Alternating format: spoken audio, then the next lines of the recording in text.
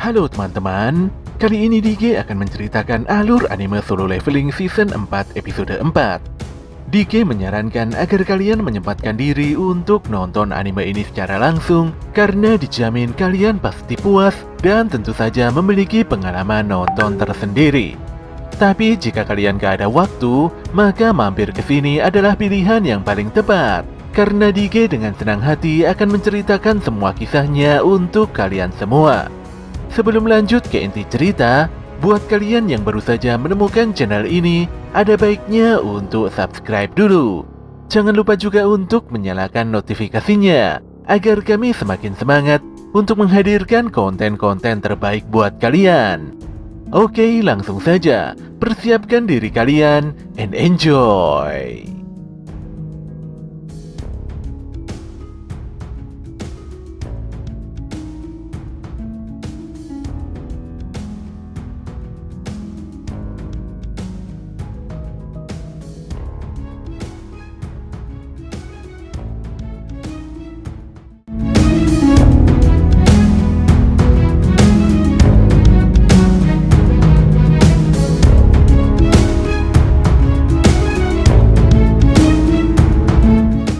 Sekembalinya ke dunia luar, Sung Jinwoo memastikan kembali bahwa dia harus mendapatkan item terakhir untuk meramu Elixir of Life. Oleh karena itulah persiapannya harus lebih maksimal. Pergi ke Kastil Iblis membuat kekuatan Jinwoo semakin meningkat. Sayangnya ranking Hunter resminya masih E. Meskipun levelnya terus meningkat, namun tetap saja Sung Jinwoo tidak akan bisa mengikuti raid berperingkat tinggi. Setelah merenung sesaat, dia pun berniat menghentikan sandiwara yang tidak berguna ini, tentu saja dengan menunjukkan kekuatannya yang sebenarnya. Untuk itulah dia akan menilai ulang rank hunternya kembali. Pada keesokan paginya, Jinwoo mendatangi pusat pemeriksaan rank hunter. Tentu saja kehadiran Jinwoo yang sangat tidak terduga ini membuat Hyun Ki-chul sangat tercengang. Dia tidak peduli lagi pada hunter lain, dan langsung menghubungi Pak Baik Yunho untuk mengabarkan informasi yang sangat penting ini. Mendengar kabar tersebut, Baik pun bergegas mendatangi TKP. Tidak berselang lama, Jinwoo dipanggil oleh petugas untuk memasuki ruang pemeriksaan rank. Proses pemeriksaan tidak berbeda dari sebelumnya, di mana hunter yang hendak menilai ulang ranknya harus meletakkan tangannya pada kristal hitam yang berada di dalam ruangan. Anehnya, mesin langsung error dan tidak dapat menghitung kekuatan hunter Sung Jinwoo. Saat itu seorang pria yang diketahui sebagai manajer pemeriksaan nampak memasuki ruangan. Dia lantas ikut membantu dan mengecek mesin pemeriksaan. Setelah memastikan dengan mata dan kepalanya sendiri, Pak manajer pun langsung jadi serius. Dia sadar betul kalau ini bukanlah malfungsi dari mesin pemeriksaan. Status error di mesin menunjukkan bahwa jumlah energi sihir Sung Jinwoo melampaui jumlah energi yang bisa dihitung. Dengan demikian, Pak manajer sangat yakin kalau Jinwoo adalah orang ke-10 di negeri ini yang menyandang gelar rank S. Sementara itu di luar ruangan, Woo Jin-chul nampak berbincang dengan Choi Jong-in mengenai informasi monster semut bersayap. Untuk mendapatkan data yang valid, departemen terkait sedang melakukan autopsi dan membandingkan struktur internal energi sihir di masa lalu. Tentu saja proses ini memerlukan waktu yang tidak sedikit. Jin-chul tidak kaget saat mendengar kalau Pak Jong-in mengetahui informasi tentang insiden Red Gate. Jong-in hanya ingin mengetahui siapakah yang berhasil mengalahkan bos dungeon Red Gate tersebut. Walau sudah bersiaga di lokasi, namun Jin-chul hanya berkata kalau dia tidak mengetahui siapakah sosok hunter tersebut. Sesaat kemudian terdengar keributan di lobi ruang pemeriksaan asosiasi hunter. Keduanya pun langsung pergi untuk melihat apa yang sebenarnya terjadi di tempat itu. Di dalam lobi, semua orang sangat terkejut mendengar Sung Jinwoo memiliki status yang tidak bisa dihitung. Ki-chul sangat memahami situasi ini. Apalagi ini semua sudah diduga oleh manajer Ang Sang-min. Saat ini tugasnya hanyalah mendekati Jinwoo dan merekrut pemuda itu sesegera mungkin. Namun dia tidak berkutik ketika Woo Jin-chul dan Choi Jong-in memasuki lobi. Melihat aura Jinwoo yang cukup besar, Jong-in pun menyadari kalau pemuda itu adalah hunter yang membuat kegaduhan di tempat ini. Presiden Hunters Guild itu lantas menyapa Jinwo dengan ramah. Dia ingin mengetahui apakah Jinwo sudah memutuskan untuk memasuki guild yang mana. Namun di luar dugaan, Jinwo meminta maaf dan pergi begitu saja tanpa menoleh sedikit pun pada Jong-in. Tentu saja Jong-in agak terkejut. Dia bahkan bertanya pada Jinchul apakah ada yang salah dengan salam perkenalannya tadi. Jinchul pun menjawab bahwa tidak ada yang salah dengan sikap Pak Jong-in. Jong-in begitu terpukul karena dia terlalu pede menghadapi Sung Jinwo. Namun di sini Jong-in menemukan fakta lain, di mana baik Yunho berlari terengah-engah di saat semuanya telah berakhir. Jong-in pun mengetahui kalau Sung Jinwo adalah hunter yang sangat berharga, di mana pemuda itu jugalah yang telah menyelesaikan Red Gate. Sambil tersenyum, Jong-in melewati Baek yang masih nampak terkejut. Tentu saja Baek begitu kesal karena harusnya Jong-in tidak boleh mengetahui fakta tentang Red Gate. Setelah mengunjungi ibunya di rumah sakit, Jinwo telah ditunggu oleh Wo Jinchul di luar ruangan. Jinchul berkata bahwa Departemen Pengawas bertugas untuk mengawasi para hunter. Selain itu, Departemen Pengawas juga memberikan hukuman bagi para hunter yang berbuat buruk. Jinwo pun menjadi target khusus tapi bukan sebagai kriminal. Walau mampu mengawasi seluruh hunter yang ada, namun Departemen tidak berkutik di hadapan hunter rank S. Saat itulah Jinchul menyampaikan bahwa ada seseorang yang ingin bertemu dengan Sung Jinwo. Jinwo agak kaget karena yang menemuinya adalah Pak Go Gun-hye yang merupakan ketua Asosiasi Hunter Korea. Pak Gun-hye memberikan ucapan selamat pada Jinwo karena telah mendapatkan gelar rank S. Lelaki tua itu pun melanjutkan bahwa prosedur pemeriksaan ulang sengaja dilakukan agar asosiasi bisa bertemu dengan hunter berperingkat tinggi. Bagaimanapun juga, jumlah hunter berbakat di negeri ini masih sangat terbatas. Kebanyakan para hunter lebih tertarik pada pendapatan serta prestasi guild besar. Di sini Go Gun-hye berupaya mengajak Jinwo bergabung bersama asosiasi hunter. Jika berkenan, Jinwo akan mendapatkan posisi yang sangat penting dalam asosiasi. Saat ini orang-orang yang menyokong negeri ini bukanlah pemerintah, melainkan para hunter yang melindungi masyarakat dari serangan monster. Kekuatan para hunter tersebut berpusat pada 5 guild besar.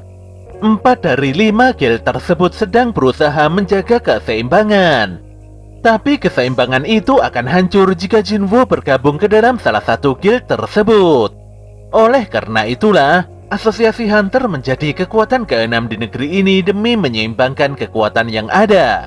Pak Gun-hye memastikan bahwa Jinwo sangat layak dan memiliki kekuatan untuk menjaga keseimbangan antar guild. Sebenarnya tawaran ini sangat bagus, apalagi memiliki posisi di dalam asosiasi sama saja dengan jaminan kesuksesan. Selain itu, pengaruh Pak Gun-hye juga sangat luar biasa. Jinwo sangat sadar kalau Pak Gun-hye bukanlah orang sembarangan. Lelaki itu adalah hunter rank S pertama di Korea. Dia juga memiliki energi sihir di luar nalar, walau memiliki fisik yang sudah tidak muda lagi. Meski sudah pensiun sebagai hunter, tapi Pak Gun-hye setara dengan Sung Jinwo yang sudah bersusah payah menaikkan levelnya. Setelah berpikir panjang, Jinwo pun menolak hingga membuat Pak Gun-hye agak terkejut. Rasa kaget Pak Gun-hye tidak berhenti di situ, di mana dia mengetahui kalau Jinwo hanya ingin bertarung di medan laga demi mengalahkan monster. Lelaki tua itu serasa tidak percaya, namun sorot mata Jinwo tidak berbohong. Jika saja Pak Gun-hye jauh lebih muda, dia pasti akan bertarung di samping Sung Jinwo. Lelaki itu pun mempersilahkan Jinwo pulang dan tidak akan memaksa Jinwo bergabung ke dalam asosiasi hunter lagi. Sementara itu di suatu rumah sakit, Hwang Dongso nampak baru sadar dari koma. Saat itu juga, Dongso ditanyai oleh wakil direktur guild mengenai status monster Sung Il-hwan. Dengan penuh emosi, Dongso memastikan bahwa Il-hwan memang adalah monster. Wakil direktur pun mengerti dan meminta Dongso untuk fokus penyembuhan saja. Dia juga berkata bahwa semua hunter sedang memburu Sung Il-hwan. Tapi dia tidak mengetahui apakah Il-hwan bisa ditangkap. Ditambah lagi lelaki itu mampu mengalahkan Dongso secara telak. Setelah Pak Wakil Direktur pergi, Dongso terlihat sangat amat terpukul. Bagaimana tidak, Dongso mengingat pertarungannya melawan Ilhwan, di mana Ilhwan benar-benar sangat unggul darinya. Sung Ilhwan mengancam Dongso agar tidak mendekati keluarganya. Semua ini dilakukan Ilhwan demi kebaikan Hwang Dongso sendiri. Kekalahan telak ini sangat memalukan bagi Dongso. Dia merasa tidak bisa kabur dari Ilhwan meskipun maut datang menjemputnya. Sebenarnya Dongso mengetahui Ilhwan pergi kemana. Tapi sebelum itu dia memerlukan artefak untuk mengalahkan lelaki tersebut. Secara harfiah, artefak adalah relik peninggalan manusia. Tapi di dalam dunia hunter, artefak merupakan perlengkapan tingkat tinggi yang sangat langka. Saat ini lelang artefak di internet sudah menjadi hal yang lumrah. Jinwo pun depresi karena artefak memiliki harga yang sangat mahal. Jinwo ingin menyempurnakan perlengkapannya sebelum kembali ke kastil iblis. Dikarenakan ranknya masih E, segala aktivitasnya dibatasi dan bahkan akan diperiksa jika dia menjual item bernilai tinggi seperti bola ketamakan. Jika pernah memasuki kit rank A, mungkin Jinwo masih memiliki alasan mendapatkan item tersebut. Di saat Jinwo sudah pasrah, tanpa disangka dia menemukan iklan tentang perekrutan anggota tim penambang pada kit rank A. Selain itu, rank apapun akan diterima selama memiliki fisik yang kuat. Di hari berikutnya, Jinwo langsung bekerja setelah menemui kepala mandornya. Pak Mandor pun tidak ada masalah dan meminta Jinwo santai saja dalam menjalankan pekerjaannya. Raid skala besar untuk dungeon kelas tinggi memerlukan pembagian pekerjaan. Ada unit penyerang yang mengalahkan monster. Ada pula tim penambang yang menambang kristal mana dari dungeon. Selain itu ada tim yang bertugas untuk mengangkut kumpulan bangkai para monster. Walau memerlukan banyak tenaga ekstra, namun raid ini memiliki keuntungan yang begitu besar. Di dalam dungeon, Pak Jong-in mengalahkan para monster dengan kekuatan sihir api mengerikannya. Dia lantas mendapatkan perlindungan dari para tanker ketika ledakan kekuatannya meluluh lantakkan seluruh ruangan. Setelah mengalahkan semua monster, Pak Jong-in dan timnya kembali keluar untuk sementara waktu. Jinwo pun mengetahui kalau Pak Jong-in dan unit penyerangnya telah membabat habis para monster kecuali bos dungeonnya. Jinwo mengakui kalau kekuatan Jong-in memang sangat luar biasa. Apalagi lelaki itu sanggup membereskan para monster dan melindungi unitnya tanpa terluka sedikit pun. Di sini untuk pertama kalinya Sung Jinwo melihat sosok Cha Hae-in. Cha Hae-in merupakan hunter rank S ke-9 di Korea, dan dia merupakan wakil dari Choi Jong-in di Hunter's Guild. Aura kekuatan Hunter Cha begitu luar biasa, dan hanya segelintir orang saja yang mampu mengeluarkan aura seperti itu. Tanpa diduga, Cha Hae-in memalingkan wajahnya untuk melihat kondisi di sekitarnya. Dia merasakan adanya kekuatan yang setara dengan Pak Gun-hye di sekitaran para penambang. Tapi hawa kekuatan besar itu menghilang begitu saja seperti ilusi. Gadis itu lantas menutupi hidungnya dengan sapu tangan karena aroma monster yang hancur mengganggu indera penciumannya. Setelah unit penyerang menyelesaikan tugasnya, saat ini adalah waktu bagi tim penambang untuk menjalankan pekerjaannya. Semua orang pun bekerja sangat keras dalam menambang mana serta mengangkut bangkai monster. Hanya dengan melihat saja Jinwo sudah mengetahui lokasi bos dungeon rank A ini. Menurut Jinwo, bos dungeon ini sepertinya lebih kuat dari Vulkan dan Metus di kastil iblis. Tentu saja Jinwo sangat tertantang dan ingin mengalahkan bos dungeon itu. Namun demikian, Jinwo jadi pergunjingan parah di antara para penambang hanya karena ranknya masih rendah. Tentu saja Jinwo hanya bisa pasrah menerima perlakuan seperti itu. Walau memiliki rank yang sangat rendah, namun Jinwo bekerja super keras hingga membuat Pak Mandor dan yang lainnya jadi kebingungan. Mereka semua bertanya-tanya apakah Jinwo itu benar-benar rank E. Ketika waktu makan siang telah tiba, Jinwo masih saja bekerja keras dan tidak merasa kelelahan sedikit pun. Pak Mandor pun membiarkan Jinwo terus bekerja, karena pemuda itu ingin menyelesaikan bagiannya. Ketika semua orang kembali ke dunia luar, Jinwo langsung membuang kapaknya dan berlari ke tempat bos dungeon. Pemuda itu benar-benar bersemangat. Dan dia tidak ingin menyia-nyiakan waktu istirahat 1 jamnya yang sangat berharga. Setibanya di depan gerbang bos, Jinwo langsung mengeluarkan belati ilusinya. Sebenarnya dia tidak ingin melakukan hal ini karena tindakannya jadi sangat tidak etis. Jika bosnya dikalahkan, maka gate akan tertutup dan Hunters Guild akan mengalami kerugian yang sangat besar.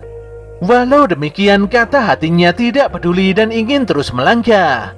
Ketika Jinwo hendak bergerak, tanpa disangka ada suara wanita yang mengejutkannya. Ternyata pemilik suara tersebut adalah Cha Hai-in. Sambil menutupi hidungnya, Hunter Cha bertanya dengan serius apa yang sedang dilakukan Sung Jinwo di tempat seperti ini.